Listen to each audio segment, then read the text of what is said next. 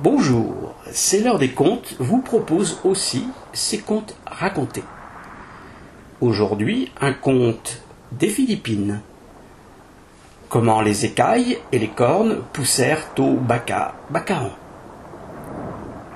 Au temps où Amanicable était le maître tout-puissant des mers et des océans, les Baka-Bakarans n'avaient ni cornes ni écailles. Croyez-vous que cela les dérangeait? Pas le moins du monde. Leur peau lisse, fine et souple leur tenait chaud dans les eaux les plus profondes et tout allait pour le mieux. Mais les choses changèrent le jour où une terrible maladie se mit à ravager les plantes aquatiques. Bientôt, il n'y eut plus une seule algue pour nourrir les habitants des flots. Ce fut le début de la guerre des poissons. Puisqu'il fallait se nourrir, les gros poissons mangeaient les petits, et tout particulièrement les minuscules Baka-Bakarans, si délicieux avec leur peau si lisse, si fine et si souple. Des milliers de Baka-Bakarans furent ainsi engloutis, mâchés, digérés. Les quelques survivants tremblaient d'effroi.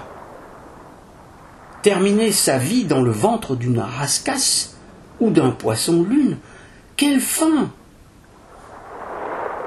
Ils allèrent trouver Amanicable pour lui demander de l'aide. Autour du maître des eaux, ce fut un fourmillement furieux. « Aide-nous, puissant seigneur !» criaient les uns. « Faites disparaître toutes les autres espèces !» hurlaient les autres. Le brouhaha était tel qu'Amanicable ne comprenait rien. Il regardait ce nuage de poissons lui tournoyer autour de la tête avec une grande perplexité.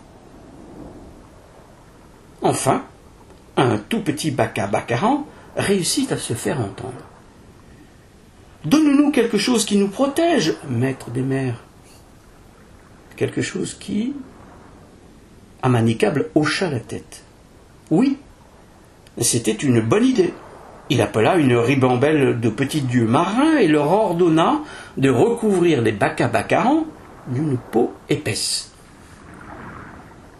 Mais cela ne changea rien du tout.